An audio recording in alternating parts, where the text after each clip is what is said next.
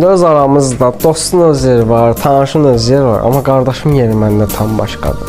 Mənim pulum olanda da, olmayanda da dəyişməyən yeganə insan elə mənim öz qardaşımdır. Biz ikimiz də kasıb kişinin kasıb balalarıyıq. Vaxt olub ki, bir siqareti asfalda getmişik, bir bütöv çörəyi yavan da yemişik. Amma heç vaxt bir-birimizi dar ayaqda qoyub boyun qaçırtmamışıq. Əksinə bir-birimizə patleşka olub, bir-birimizə arxadaya olmuşuq. Ona görə də o kişinin oğlu mənim həm canımdır, həm də damardan axan qanımdır, vuran nəbzimdir. Bir sözlə, mən brilliantam, qardaşım o parıldayan daşı qaşıdır. Daşsız, qaşsız brilliantın dəyəri olmaz.